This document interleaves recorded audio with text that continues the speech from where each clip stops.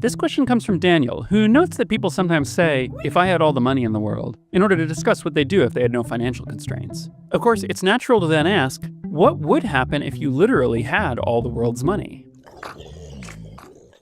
I don't know how you would actually gather all the world's money, so let's just assume that you invented some kind of a money-summoning magic spell.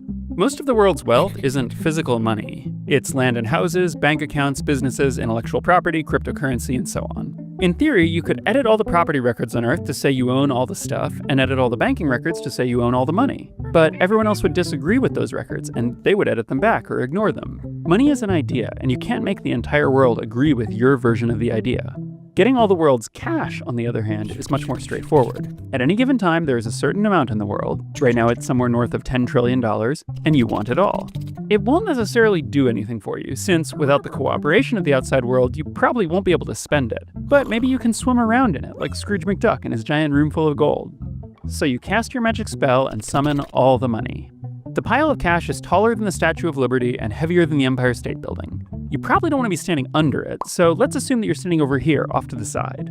The vast majority of the weight in the pile is coins, and the biggest single contributor is the US penny. There are probably more than 200 billion pennies in circulation for a total weight of over 500,000 tons. Although circulation is maybe overly generous, since most pennies sit around in drawers and jars and are rarely used for actual financial transactions. Canada even recently eliminated the penny completely, and a lot of people barely noticed. In total, US coins and bills are responsible for about 20% of the pile's weight, while the European Union contributes roughly 25%.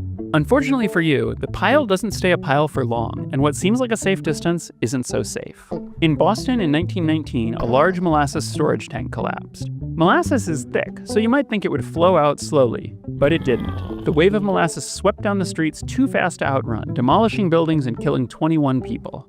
Something similar happens with the pile of coins. As it collapses, the pile spreads outward, a wave of money carrying a staggering amount of momentum. The pennies, quarters, loonies, and euros scour the landscape in an expanding ring. Within seconds, the wave of coins engulfs you and you die.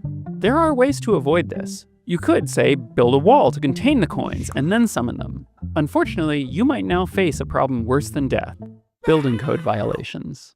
Places with large skyscrapers, like those in Manhattan, need ground sturdy enough to hold them up. A search through this giant document of New York City building codes suggests that, if we went ahead with this plan, we would be in serious danger of violating Section 1806, allowable load-bearing values of soils and rocks. Which makes me wonder, how much did Scrooge McDuck bribe city officials to get his pool built?